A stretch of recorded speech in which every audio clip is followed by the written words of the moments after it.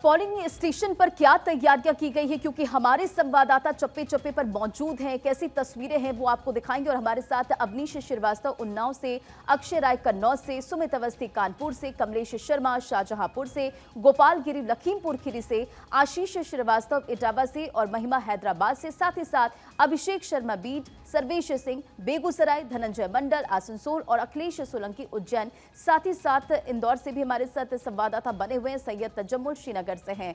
और अखिलेश, सबसे पहले आपके पास आते हुए, इंदौर में आप मौजूद हैं। आज मध्य प्रदेश की 8 सीटों पर वोटिंग होने वाली। सबसे पहले बताएं कि पोलिंग स्टेशन पर किस तरह की तैयारी आप देख पा रहे हैं। रंजना, इस वक्त मैं मौजूद हूं उज्जैन में और उस पोलिंग बूथ पर मौजूद हूं जहां पर खुद मुख्यमंत्री वोट करने जा रहे हैं। और जहां तक मध्य प्रदेश का जिक्र आप कर रहे हैं तो 8 सीटों पर आज चुनाव होने जा रहा है और ये मध्य प्रदेश के लिहाज से अंतिम फेज है। और अगर मैं तैयारियों की बात करूं तो अंदर की तस्वीर आपको दिखाने की हम कोशिश करेंगे कि किस तरह से जो पोलिंग बूथ है, यहाँ पर मॉक पोल के बाद चीज़ें प्रोसेस जो है उसको आगे बढ़ाया जा रहा है। और बड़ी बात यह है कि मध्य प्रदेश में मुख्यमंत्री आज वोट कर रहे हैं। साथ ही साथ अगर मैं पूरे समीकरणों का जिक्र करूं तो जो मालवा निमाड़ का इलाका है, तो मालवा निमाड़ के इलाके में वोट पड़ रहा है। और जो मालवा बीजेपी का हमेशा से गढ़ रहा है, अगर हम उस लिहाज से देखें, और निमाड़ का जो इलाका है यानी कि धार, खरगोन, खंडवा, ये कांग्रेस आदिवासी वोट की वजह से एक तरह से चीज़ों को आगे बढ़ाती नजर आ रही है। आप देख सकते हैं, तस्वीरें आपको दिखाएंगे पोलिंग बूथ के अंदर की, कि प्रोसेस जो है पोलिंग से पहले का मॉक पोल जो है वो हो गया। और सहयोग एक बार अंदर जाके आपको दिखाने की कोशिश करेंगे किस तरह की तस्वीरें हैं। तो रंजना, मध्य प्रदेश में तैयारियां तमाम हैं और उज्जैन, इंदौर, देवास, ये 3 इलाके जो है, 3 लोकसभा सीटें जो हैं वो बिल्कुल सटी हुई है। और यहाँ पर एक तरह से बीजेपी का ये गढ़ भी रहा है, लगातार बीजेपी यहाँ से जीत रही है। पिछली दफ़ा की बात करें तो 29 में से 28 सीटें बीजेपी ने जीती थी और इस बार भी बीजेपी को उम्मीद है कि 29 में से 29 सीटें, और ये जो आज का जो चरण है यानी कि चौथा चरण मध्य प्रदेश का, इसमें 8 सीटें जो है बीजेपी को लगता है वो तमाम 8 सीटें वो जीतते नजर आ सकते हैं। जी बिल्कुल, पूरी तैयारियां की गई है और इन तस्वीरों के जरिए हम देख पा रहे हैं अखिलेश की किस तरह से इंतजाम जो है वहां पर किए गए। बने रहे हमारे साथ अवनीश श्रीवास्तव उन्नाव से हैं। अवनीश, आप इस वक्त कहां पर मौजूद हैं? आज कौन कौन दिग्गज वहां पर वोट कास्ट करने के लिए पहुंचेंगे? कैसी तस्वीरें हैं, जरा दिखाएं।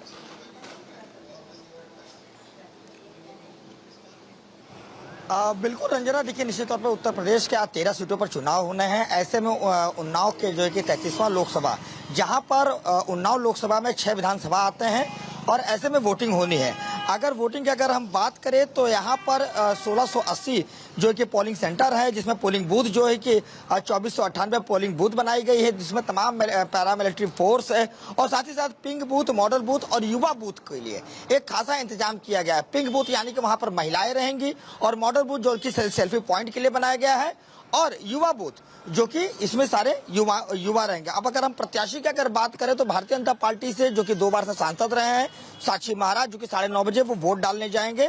आपके ललऊ खेड़ा प्राथमिक विद्यालय है जो कि वहां पर वो मतदान करेंगे। इसके साथ अन्नू टंडन जो कि समाजवादी पार्टी के प्रत्याशी हैं, जो कि पहले जो कि कांग्रेस में थी, जो कांग्रेस छोड़कर वो समाजवादी पार्टी का दामन थाना, हालांकि इंडिया गठबंधन में है, वो 10 बजे राजा शंकर सहाय इंटर कॉलेज में अपने परिवार के साथ वोट डालने जाएंगे। और वहीं बहुजन समाजवादी पार्टी के अशोक पांडे जो कि सुमेरपुर के छाछी राय खेड़ा प्राथमिक विद्यालय पर ये वोट करेंगे। तो साफ तौर पर जो है कि यहाँ पर जो है कि मतदान को लेकर और वोटिंग को लेकर यहाँ पर पूरी तैयारियां कर ली गई है और 7 बजे से लेकर शाम को 6 बजे तक यहाँ पर मतदान किया जाएगा। और ऐसे में तमाम जो तीनों प्रत्याशी हैं और ये अपने अपने जो है भाग को आजमाएंगे। और साफ तौर पर जो लड़ाई जो देखने को मिलेगी वो कहीं ना कहीं भारतीय जनता पार्टी के साक्षी महाराज और इंडिया गठबंधन में समाजवादी पार्टी से अन्नू टंडन के बीच दिखाई देगा। जी रंजना। अब बिल्कुल अवनीश, यहाँ पर कांटे की टक्कर है और पूरी तैयारियां भी की गई है, जैसा कि आपने पूरी जानकारी दी। बने रहे हमारे साथ धनंजय मंडल आसनसोल से जुड़ गए।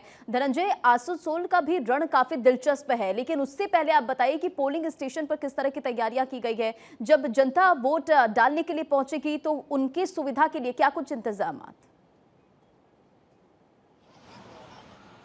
देखिए रंजना, हम तस्वीरें दिखाते हैं। हम पश्चिम बंगाल के आसनसोल के रविंद्र भवन के बूथ पे मौजूद। देखिए आसनसोल कोलकाता के बाद सबसे बड़ा औद्योगिक क्षेत्र माना जाता है और ये यहाँ पे सबसे ज़्यादा औद्योगिक के कारण यहाँ पे यूपी और बिहार के लोग बसते हैं और ये हिंदी भाषी लोकसभा क्षेत्र माना जाता है बंगाल का। यहाँ सबसे ज़्यादा फैक्टर ये है कि देखिए एक लेफ्ट का गढ़ हुआ करता था, लेफ्ट के गढ़ को बीजेपी ने यहाँ पे ध्वस्त किया। बीजेपी के उसके बाद यहाँ पे टीएमसी के जो उम्मीदवार हैं शत्रुघ्न सिन्हा, वो अभी सांसद हैं। हालांकि शत्रुघ्न सिन्हा और एसएस वालिया के बीच यहाँ पे टक्कर है और दोनों के बीच में काफ़ी लड़ाई यहाँ पे देखी जा रही है और कड़ी मशक्कत के बाद यहाँ पे कोशिश करेगी बीजेपी फिर से वापस इस सीट को जीत सके। और दूसरी तरफ जो लेफ्ट का जो किला यहाँ कहा जाता था वो ध्वस्त हुआ है, वो भी वर्चस्व की लड़ाई में चाह रहे हैं कि फिर से वो इस किला को अपना मुकाम बना। लेकिन जो तस्वीरें हम दिखाना चाहेंगे पोलिंग बूथ का, यहाँ पे अभी जो 7 बजे से वोटिंग स्टार्ट होगी, सभी तैयारी पूरी तरीके से कर दी गई है।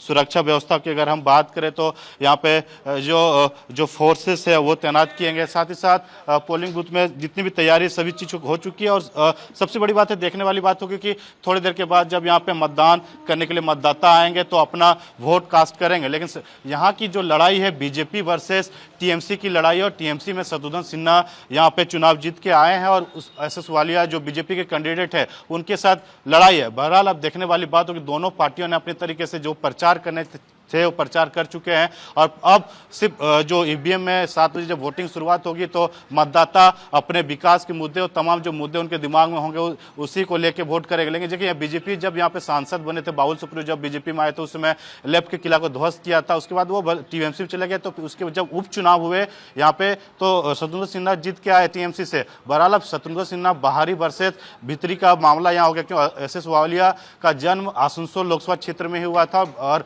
वो बंगाल से सांसद भी रह चुके। दार्जिलिंग की बात करें वहां से सांसद रह चुके हैं। साथ ही साथ दुर्गापुर बर्दवान जो लोकसभा क्षेत्र है वहां से वो सांसद रहे हैं। तो अब ये लोकल यहाँ के एक कैंडिडेट माना जाता है। बहरहाल अब देखने वाली बात होगी कि शत्रुघ्न सिन्हा जो बाहरी कैंडिडेट के तौर पर उनको लोग देख रहे हैं, क्या वो अपना जो वर्चस्व की लड़ाई में वो अपना सीट बचा पाते हैं या फिर बीजेपी जो चाह रही थी जो सीट इनके हाथ से छीन के टीएमसी लेके गई तो वो बीजेपी वापस ले सकती है। क्योंकि देखिए ये लोह इलाका है और यहाँ औद्योगिक क्षेत्र है, लोहा और कोयला यहाँ सबसे बड़ा गढ़ है और यहाँ पे लोग रोजगार करने के लिए आते हैं। हिंदी भाषी लोग यहाँ पे बस गए, बिहार हो यूपी के क्षेत्र के लोग यहाँ बसे हुए, तो हिंदी बेल्ट कहा जाता है एक तरह से, और झारखंड की सीमा से सटे होने के कारण यहाँ हिंदी भाषी भाषा बोला जाता है। तो बहरहाल अब देखने वाली बात होगी कि यहाँ पे जो मतदान जब शुरुआत होगी तो यहाँ पे जो वोट करने के लिए आएंगे, क्या तमाम जो दल हैं, अगर प्रधानमंत्री नरेंद्र मोदी की बात करें और ममता बनर्जी की बात करें तो पूरी तरह से चुनावी हुंकार भरते हुए नजर आए। बने रहे हमारे साथ महिमा सिंह कंवर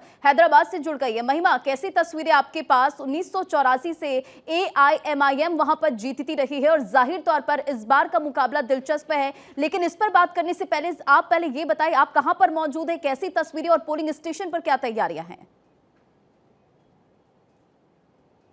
बिल्कुल रंजना, गुड मॉर्निंग सबसे पहले आपको। और देखिए मैं इस वक्त हैदराबाद में मौजूद हूं और सबसे पहले मौसम का अपडेट आपको दे देते हैं, क्योंकि यहां पर एक तरफ जहां सियासी पारा लगातार बढ़ता जा रहा है, लेकिन मौसम की बात करें तो अभी थोड़ी देर पहले यहां पर बारिश हुई है। थोड़ा ठंडा मौसम यहाँ पर हो रहा है।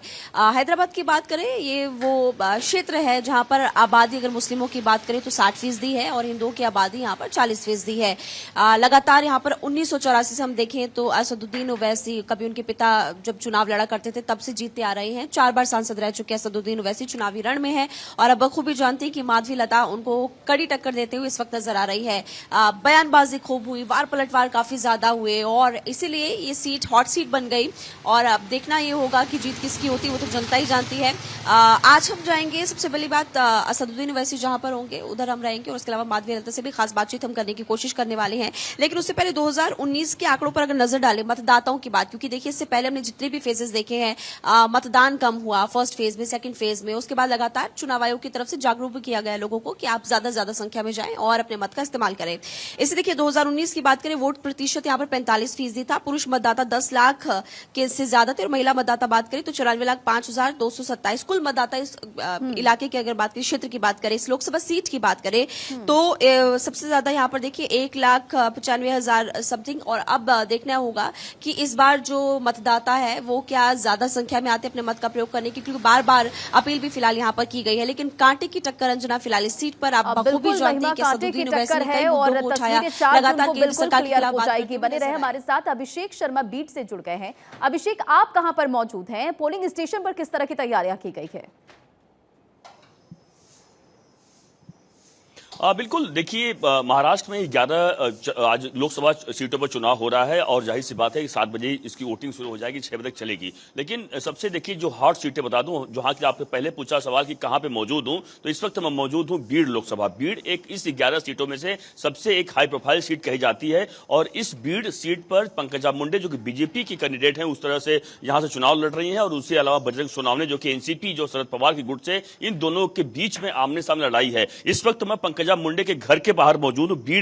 बीड़ जिले में जो परली है, परली बैजनाथ जो कि आपको पता है ज्योतिर्लिंग कहा जाता है, एक बड़े ज्योतिर्लिंग 12 ज्योतिर्लिंगों में से उस ज्योतिर्लिंग के बगल में, यानी यहां पर यशश्री दो बंगला आप देख रहे हैं, यशश्री इस बंगले का नाम है। इस बंगले में इस वक्त पंकजा मुंडे, साथ ही उनकी जो बहन है इस वक्त वर्तमान में सांसद हैं, जो प्रीतम मुंडे वर्तमान में उनका जो उन्हें टिकट नहीं देकर बल्कि पंकजा मुंडे को टिकट दिया गया, इस वक्त उनके घर के बाहर मौजूद है। और जाहिर सी बात है यहां से वो पूजा पाठ करके मंदिर जाएंगे। जो जानकारी है पूजा पाठ करने के बाद वो सीधे 9:30 बजे अपने मतदान का प्रयोग करेंगे और मतदान करेंगे। इनका पूरा परिवार, प्रीतम मुंडे, धनंजय मुंडे जो उनके भाई हैं, यह तीनों लोग जो बड़े कद्दावर नेता बीड़ के खास तौर से हैं, ये तीनों लोग 9:30-10 बजे के आसपास मतदान करेंगे। लेकिन यह बात तो रही कि मैं कहां हूं आपको बताया, लेकिन सवाल यह उठता है कि इन 11 सीटों में से सबसे हाई प्रोफाइल सीट जो बीड़ जहां पे मैं मौजूद हूं, यह तो बीड़ अपने आप में जाहिर सी बात है, क्योंकि अब तक यह देखा गया, पिछले 10 सालों का रिकॉर्ड देखें तो आपको पता है कि जब गोपीनाथ मुंडे जी का जब उनका देहांत हुआ था उसके बाद प्रीतम मुंडे जो उनकी बेटी थी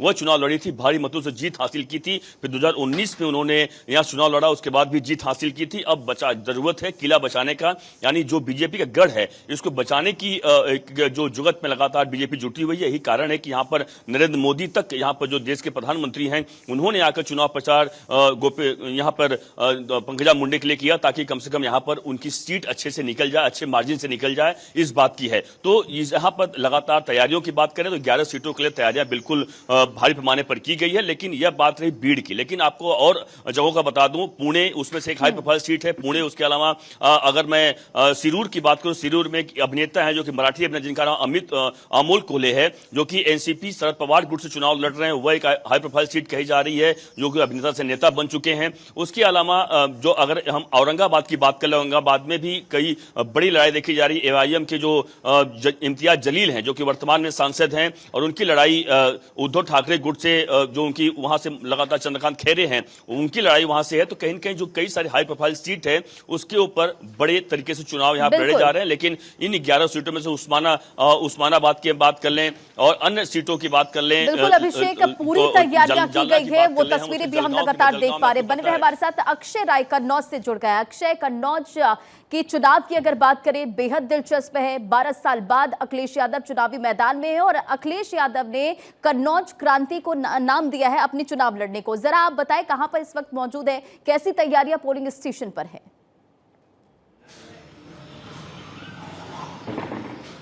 देखिए, कन्नौज हमेशा से हाई प्रोफाइल सीट रही है और इस बार भी वही हालात हैं।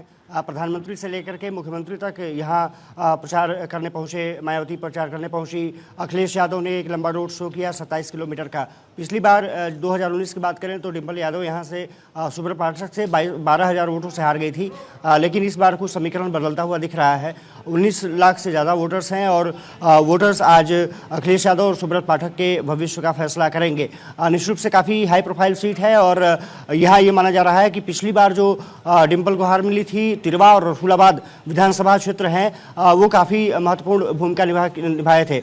इस बार अखिलेश यादव ने कोशिश की है कि जो पिछली बार छिटक करके जो नेता समाजवादी पार्टी से चले गए थे उनको वापस उन्होंने लाया है और अखिलेश यादव ने यहाँ पर जोर भी लगाया है। अखिलेश यादव सपा के राष्ट्रीय अध्यक्ष भी हैं और इसलिए उनकी प्रतिष्ठा काफ़ी महत्वपूर्ण हो जाती है। इस समय सरायमीरा जो एक बूथ है वहाँ पर मौजूद हूँ और काफ़ी ये कहा जा रहा है कि वोटिंग वोटिंग परसेंटेज बढ़ाने के लिए भी प्रशासन ने तमाम यहाँ पर कार्य किए हैं। देखना दिलचस्प होगा कि वोटर टर्नआउट कितना होता है, लेकिन सुपर पाठक के भविष्य का फैसला